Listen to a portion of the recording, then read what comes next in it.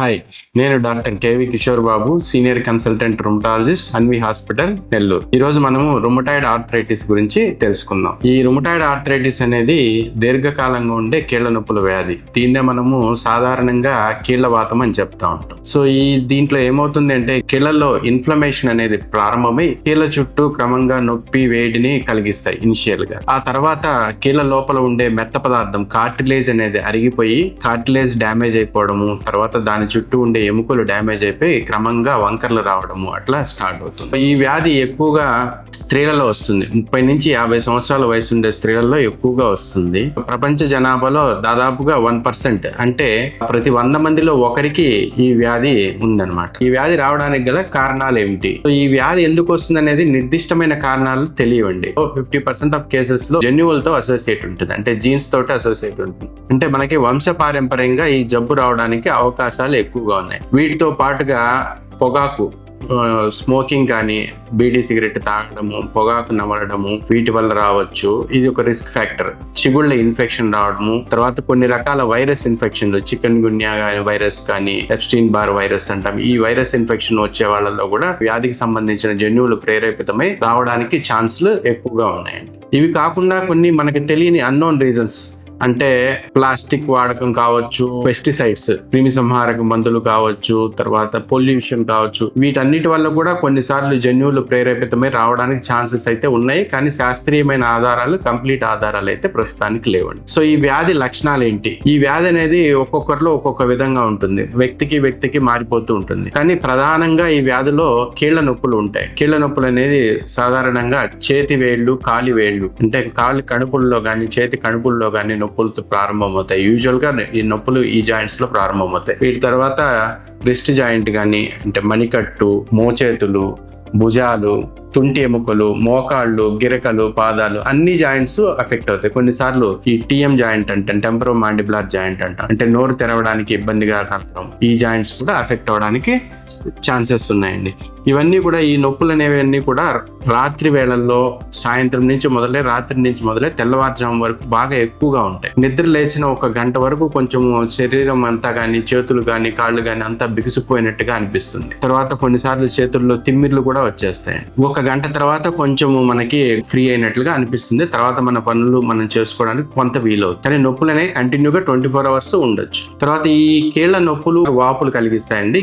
ఏ కీళ్లలో కూడా చాలా వాపులు కూడా రావచ్చు. వాపులు వచ్చి నడవలేని స్థితిలో కూడా ఉండొచ్చు సివియర్ పేషెంట్స్. కొన్నిసార్లు ఈ కీళ్ల నొప్పులే కాకుండా మిగతా అవయవాలు ఎఫెక్ట్ అవ్వడానికి కూడా ఛాన్స్ అంటాం. వీటినే మనం ఎక్స్ట్రా ఆర్టికులర్ మేనిఫెస్టేషన్స్ అంటాం. సాధారణంగా కళ్ళు ఎఫెక్ట్ అవుతాయి. కళ్ళు ఎఫెక్ట్ అయినప్పుడు మనకి స్క్లెరైటిస్, ఎపిస్క్లెరైటిస్ అని కళ్ళు ఎర్రగా మారే అవకాశం ఉంది. తర్వాత ఊపిరితిత్తులు ఎఫెక్ట్ అవుతాయి. ఊపిరితిత్తులు చుట్టూ ఉండే పొర ఎఫెక్ట్ అవ్వచ్చు. కొన్నిసార్లు లైట్ గా నీరు చేరడము. తర్వాత ఐఎల్డి, ముఖ్యంగా ఐఎల్డి అంటాం, ఇంటర్స్టిషియల్ లంగ్ డిసీజ్. సో దీంట్లో ఊపిరితిత్తులు ఉండే గాలితిత్తులంతా కూడా పీచు పదార్థం చేరిపోయి బిగుసుకొని పోతాయి. దానివల్ల మనకి రక్తంలో ఆక్సిజన్ సరఫరా అనేది తగ్గిపోతుంది. దీన్ని మనం ఐఎల్డి అంటాం, ఇంటర్స్టిషియల్ లంగ్ డిసీజ్ అంటాం.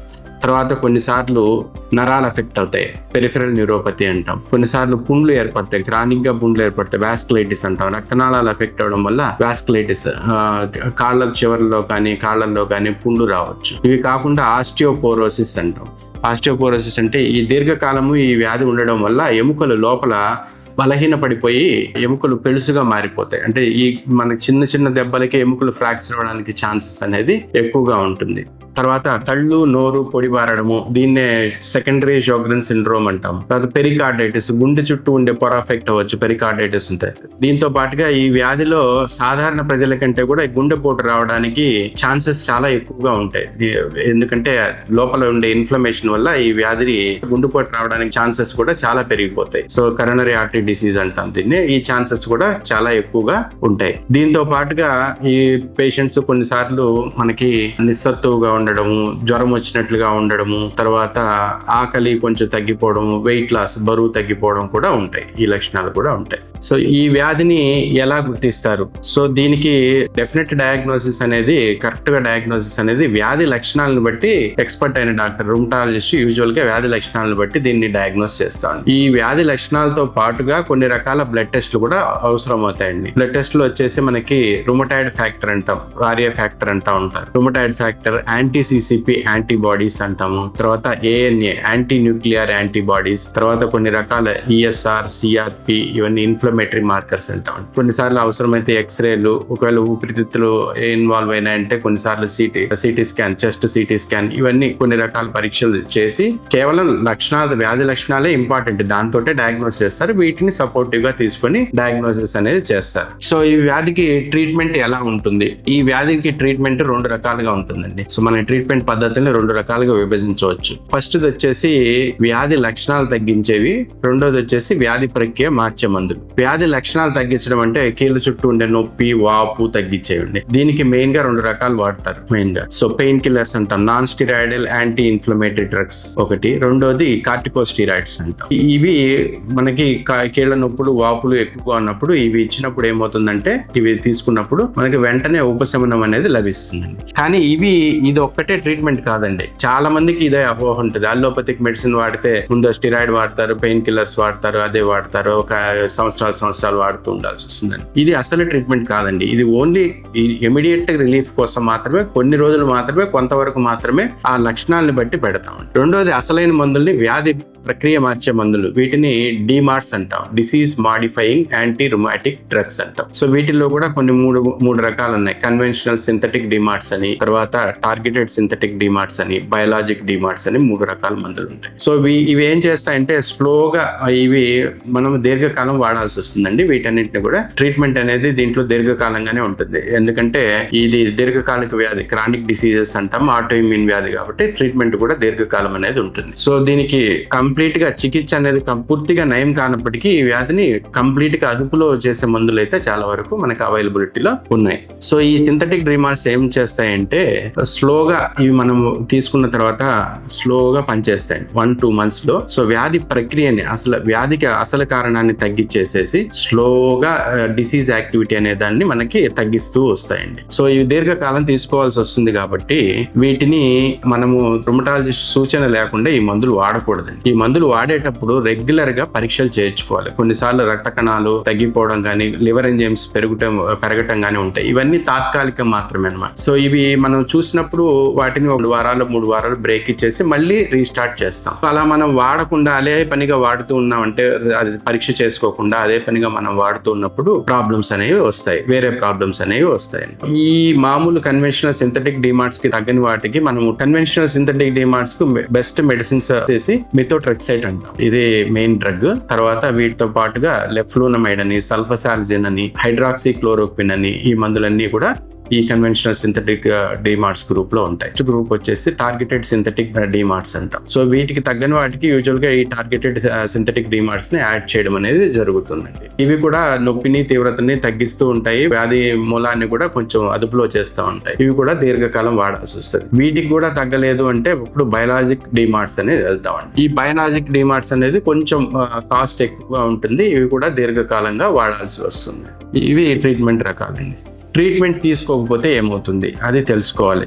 మన చాలా మంది ఏం చేస్తారంటే కీళ్ళ నొప్పులే కదా అని చెప్పేసి నెగ్లెక్ట్ చేస్తారండి. సో ఈ వ్యాధిలో ట్రీట్మెంట్ తీసుకోకపోతే నొప్పి, వాపు ఉంటే త్వరగా కీలు అనేది డ్యామేజ్ అయిపోతుంది. కార్టిలేజ్ జరిగిపోయి త్వరగా కీలు డ్యామేజ్ అయిపోయి వంకర్లు తిరిగిపోతాయి. చేతులు, కాళ్ళు వంకర్లు తిరిగిపోవడము, కీళ్లు వంకర్లు తిరిగిపోవడము, మన రెగ్యులర్ పనులు కూడా చేసుకోవడానికి కష్టమైపోతుంది. నొప్పులు, వాపులు లేకున్నా గానీ కొంతమందిలో ఈ డ్యామేజ్ అనేది స్లోగా జరుగుతుందండి. నొప్పులు, వాపులు ఉంటే తొందరగా 1-2 years లోనే కీలు డ్యామేజ్ అయిపోవచ్చు. నొప్పులు, వాపులు లేకుండా ఉంటే స్లోగా 5-10 years లో కీలు డ్యామేజ్ అయిపోయి వంకర్లు పోవడానికి అవకాశం ఉంటుంది.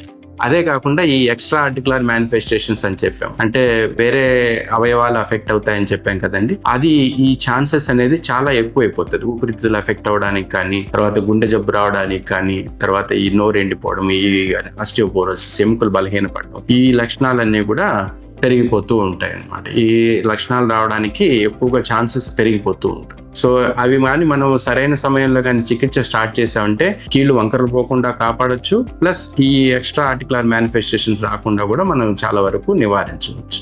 ఈ వ్యాధిలో వ్యాయామం యొక్క పాత్ర ఏమిటి? దీంట్లో వ్యాయామం అంటే ఎక్సర్సైజెస్ అనేది ఫిజియోథెరపీ అనేది కానీ చాలా ఇంపార్టెంట్ అండి. ఇనిషియల్ గా నొప్పులు వాపులు ఉన్నప్పుడు మనము ఎక్కువగా మూవ్మెంట్స్ చేయలేం కానీ ఎక్కువ ఎక్సర్సైజులు కానీ చేయలేము, చేయకూడదు కూడా. అప్పుడు కొంచెం వామ్ కంప్రెసెస్ అంటే ఏదన్నా కొంచెం వేడి వస్తువులు కొంచెం పెట్టుకున్నప్పుడు, వేడి నీళ్ళలో కొంచెం చేతులు పెట్టుకొని చేసినప్పుడు అన్ని జాయింట్స్ ఎంతవరకు మూవ్మెంట్ చేయగలిగితే అంతవరకు చేయడం అనేది చేసుకోవాలి. అది చేసినప్పుడు కొంతవరకు రిలీఫ్ అనేది ఉంటుంది. తర్వాత కొంచెం నొప్పులు అదుపులోకి వచ్చిన తర్వాత మామూలు రెగ్యులర్ ఎక్సర్సైజెస్ అన్ని చేసుకోవచ్చు అండి. వాకింగ్ చేసుకోవచ్చు. మన కీళ్ళలో నొప్పులు ఎంతవరకు పర్మిట్ చేస్తే అంతవరకు మామూలు ఎక్సర్సైజెస్ అన్ని కూడా చేసుకోవచ్చు. వాకింగ్ కానీ ఏరోబిక్ ఎక్సర్సైజ్ ఏదైనా చేసుకోవచ్చు. వాకింగ్ చేయొచ్చు, స్విమ్మింగ్ చేయొచ్చు, తర్వాత జాగింగ్ చేయొచ్చు, ఇవన్నీ చేయొచ్చు. ఇది కూడా చాలా ఇంపార్టెంట్ అండి. ట్రీట్మెంట్ తో పాటు ఇవేమంటే క్రానిక్ గా మన నొప్పిని అనేది తగ్గిస్తూ వస్తాయి. నెక్స్ట్ చాలా మంది అడిగే ప్రశ్న ఏంటంటే ఈ వ్యాధిలో ఏ ఆహార పదార్థాలు తీసుకోవాలి? ఆహారం యొక్క రోల్ పెద్దగా లేదు, ఈ జబ్బులో పెద్దగా ఉండదండి. కాకపోతే దీంట్లో బ్యాలెన్స్డ్ డైట్ అంటే సమతుల్యమైన ఆహారం తీసుకోవడం అనేది ఇంపార్టెంట్ అండి. బరువు తగ్గడం, సమతుల్యమైన ఆహారం తీసుకోవడం ఇంపార్టెంట్. కాల్షియం ఎక్కువగా ఉండే పదార్థాలు పాలు, గుడ్డు అటువంటి, తర్వాత వచ్చేసి ఒమేగా-3 ఫ్యాటీ యాసిడ్స్ ఎక్కువ ఉండే చేపలు తీసుకోవచ్చు. తర్వాత వచ్చేసి డ్రై ఫ్రూట్స్, నట్స్ తీసుకోవచ్చు అండి. వీటి వల్ల కూడా ఒమేగా-3 ఫ్యాటీ యాసిడ్స్ ఎక్కువగా ఉంటాయి. వీటి వల్ల కొంతవరకు మనకి ఎముకలు గట్టిపడడం కానీ జబ్బు లక్షణాలు కొంతవరకు తగ్గించగలవండి. సో దాంతో పాటు మామూలు మిగతా కూరగాయలన్నీ కూడా తీసుకోవచ్చు. మాంసాహారం, క్యాన్డ్ ఫుడ్, టిన్ ఫుడ్ ఉంటాయి. మాంసాహారం చికెన్, మటన్ ఇవన్నీ ఎస్పెషల్లీ క్యాన్డ్ ఫుడ్ ఉంటే అవి ఆపేయడం మంచిదండి. ఆహారంతో పాటు కూడా ఎక్సర్సైజ్ చేసుకోవాలి. తర్వాత వచ్చేసి బరువు తగ్గాలి. బరువు ఎక్కువ ఉన్న వాళ్ళల్లో కూడా ఈ లక్షణాలన్నీ కూడా ఎక్కువ అవడానికి ఛాన్సెస్ ఉంటాయి. మనం నార్మల్ బిఎంఐని మెయింటైన్ చేయాలి, బరువు తగ్గాలి. తర్వాత స్మోకింగ్, ఆల్కహాల్ వీటన్నిటిని కూడా క్విట్ చేయడం మంచిదండి. స్మోకింగ్ డైరెక్ట్ గా మనకి డిసీజ్ ని కాజ్ చేస్తే, ఆల్కహాల్ ఏమంటే మందులు వాడుతున్నప్పుడు ఆల్కహాల్ కూడా వాడుతుంటే లివర్ డ్యామేజ్ అవ్వడానికి ఛాన్సెస్ అనేది ఎక్కువగా ఉంటాయి. సో ఈ వ్యాధి దీర్ఘకాలం ఉంటుంది, చికిత్స దీర్ఘకాలం ఉంటుంది కాబట్టి పేషెంట్స్ కూడా విసుగు రావడం చాలా సాధారణం అండి. ఎన్ని రోజులు ఈ మందులు తీసుకోవాలి, ఎందుకు తీసుకోవాలి, ఇన్ని రోజులు ఎందుకు తీసుకోవాలి, సైడ్ ఎఫెక్ట్స్ ఉంటాయేమో, ఇవన్నీ ఉంటాయి. తర్వాత ఆయుర్వేదం తీసుకుందాము, హోమియోపతి తీసుకుందాము, తర్వాత అక్కడికి ఇంకొక డాక్టర్కి వెళ్దాం, ఆ డాక్టర్ దగ్గరికి వెళ్తాం. అది ఇంపార్టెంట్ కాదండి. దీంట్లో ఈ జబ్బులో ఏమంటే సరైన డాక్టర్ ని అంటే రుమటాలజిస్ట్ ని కలిసి సరైన ట్రీట్మెంట్ అనేది తీసుకోవాలి ఒకటి. ఇంకొకటి రెండోది వచ్చేసి ఆయుర్వేదిక్ మెడిసిన్, హోమియోపతి మెడిసిన్ వీటికి సైడ్ ఎఫెక్ట్స్ ఉండవు, వీటికే సైడ్ ఎఫెక్ట్స్ ఉంటాయని అది నిజం కాదండి. అంటే వీటిలో మనం ఏ మందు తీసుకున్నా గానీ, ఏదైనా కానీ హెర్బల్ మెడిసిన్ కానీ, బీయింగ్ ఇట్ హెర్బల్ మెడిసిన్ అయినా ఏ మందు అయినా కానీ మన బాడీలోకి పోయిన తర్వాత లివర్ నుంచి కానీ, కిడ్నీ నుంచి కానీ మెటబలైజ్ అయిపోయి బయటికి వెళ్ళిపోవాలండి. సో ఏ మందు తీసుకున్నా కానీ బాడీలో వాటి మీద స్ట్రెస్ అనేది పడుతుంది. సో కానీ వీటిలో మనం ఏం చేస్తామంటే దీర్ఘకాలంగా కూడా మనం రెగ్యులర్ గా మానిటర్ చేస్తూనే, ఫంక్షన్స్ అన్నిటిని మానిటర్ చేస్తూనే తీసుకుంటాం. ఇంకొక విషయం ఏమంటే రెండు విషయాలు. ఒకటి, దీంట్లో ఆల్రెడీ మనం ముందు చెప్పుకున్నాం, వ్యాధి ప్రక్రియ మార్చే మందులు, వ్యాధి లక్షణాలు మార్చే మందులు. పెయిన్ తగ్గడం అనేది ఈ జబ్బు ట్రీట్మెంట్ యొక్క ముఖ్య ఉద్దేశం పెయిన్ తగ్గడం, పెయిన్ తగ్గించడం కాదండి. మెయిన్ ఉద్దేశం అనేది లాంగ్ టర్మ్ డ్యామేజ్ ప్రివెంట్ చేయడం. అంటే చేతులు, కీళ్లు వంకర్లు పోకుండా ఉండడము, తర్వాత ఎక్స్ట్రా ఆర్టికులర్ మేనిఫెస్టేషన్ ని ప్రివెంట్ చేయడం. ఈ రెండు అనేది చాలా ఇంపార్టెంట్. సో ఇవి హోమియోపతి, ఆయుర్వేదంలో తగ్గిస్తాయి అనడానికి ప్రస్తుతానికి అయితే శాస్త్రీయమైన ఆధారాలు ఏమీ లేవండి. ఈ రుమటాయిడ్ ఆర్థరైటిస్ గురించి సలహాలు, సూచనల గురించి ట్రీట్మెంట్ కొరకు మీరు రుమటాలజిస్ట్ ని సంప్రదించండి.